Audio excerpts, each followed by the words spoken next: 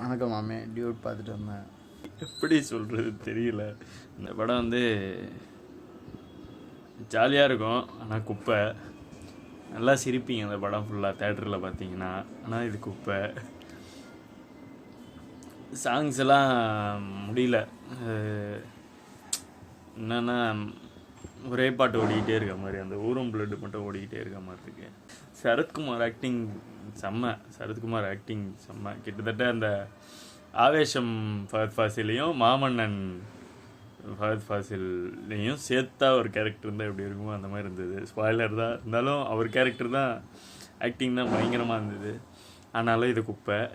Hero ரொம்ப தியாகி மாரி காட்டி அவனுக்கு ஃபீலிங்ஸ் இருக்குது, ஆனால் படத்தில் ஃபீலிங்கே இல்லாமல் அவன் ஃபீலிங்ஸை யாருமே புரிஞ்சிக்காமல் இருக்கிற மாதிரியே சுற்றி காட்டி, பொண்ணுக்கும் ஃபீலிங்ஸ் இருக்குது. ஃபீலிங்கை வந்து ஒரு செகண்டில், அது எப்படி சொல்கிறது, இப்போ ஊர்லேருந்து வந்துட்டு, அது ஸ்பாய்லர் தான் இருந்தாலும் சொல்கிறேன்.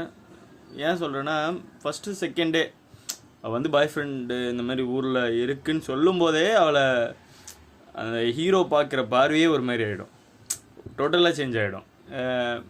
ஹீரோன்னு இல்லை, அதுதான் ஆடியன்ஸ் பர்ஸ்பெக்டிவாக காமிச்சிருப்பான். அப்படியா யார் அப்படின்ற மாதிரி உடனே ஆரம்பிச்சிடும். அது கேரக்டரை டிசைன் பண்ணதே அந்த மாதிரி டிசைன் பண்ணிட்டு நம்மளை கேள்வியே கேட்க முடியாத அளவுக்கு நாட்டெல்லாம் வச்சுட்டு கேஸ்ட் இது கொன்றுவான், இவன் என்ன பண்ண முடியும் அப்படின்ட்டு ஒரு, அதான் என்ன எப்படி எடுக்கலாம், எப்படி வேணால் எடுக்கலாம் அப்படின்ற மாதிரி தான் இருந்தது. மொத்தத்தில் இது ஃபேமிலியெல்லாம் போய் பார்க்காதீங்க.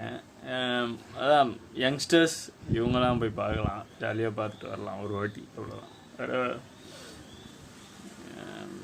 விடுங்க, ஃபஸ்ட்டு படம் பாவம். அப்படி பிரதீப் ரங்கநாதன் அன்யூஷுவலாக அதே மாதிரி அன்யூஷுவலாக அவர் எப்படி இருப்பாரோ அந்த மாதிரி நடிச்சிருக்காரு.